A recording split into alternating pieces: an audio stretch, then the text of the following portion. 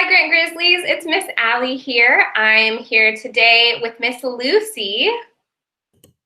Hi, Grand Grizzlies. It's good to see you guys here again for another tool.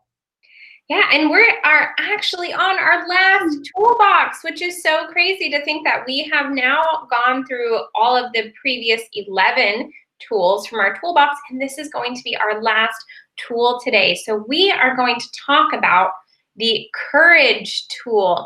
And the courage tool is great because it is the tool that helps us remember, I have the courage to do the right thing. I want you to think of this hand gesture, putting your hand over your heart. I'm going to explain a little bit more why that is our hand gesture when we think of the courage tool. But before we get into that, I want to ask Miss Lucy, when you think of somebody who is courageous, who do you usually think of? Well, Miss Ellie, I usually think of people like the firefighters, the policemen, the people that work in the hospitals late at night, people who save lives. Maybe even the superheroes we watch in movies, like Batman, Superman, Wonder Woman, all of those people. When I hear that word, that's the very first thing that comes to my mind. What about for you? Yeah, I usually think of those same things too. Healthcare workers, especially right now with the pandemic, firefighters, a lot of those things you just said. And what I love about the courage tool is a lot of times we will think of courage being these really big things that are so heroic, like what we just talked about. But courage actually means something else too. The word courage comes from the Latin word cor, which means, those of us who know Spanish, corazón, it's talking about our hearts. So when we think of courage, it's not just those heroic big things that we do. It's also being able to have the heart to do the right thing, even when not everyone else or no one else is doing the right thing.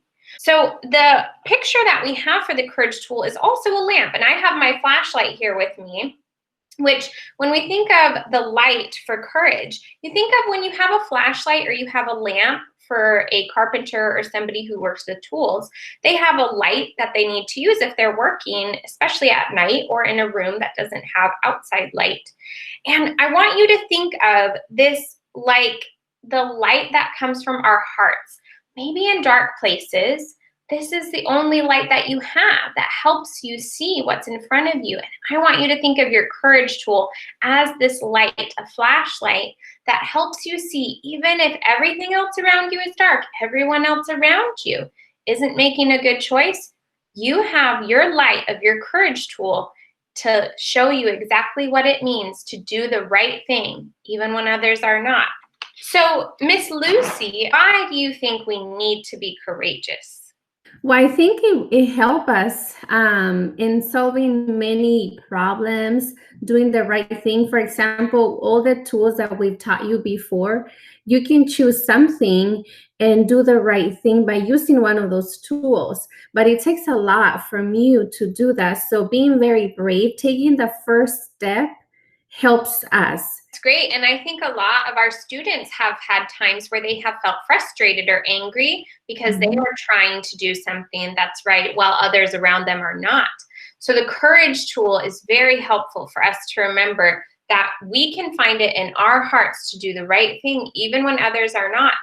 Think about being led by your heart instead of by things like your anger, your frustration, maybe worry. We've talked about worry and anxiety in our bear hug group.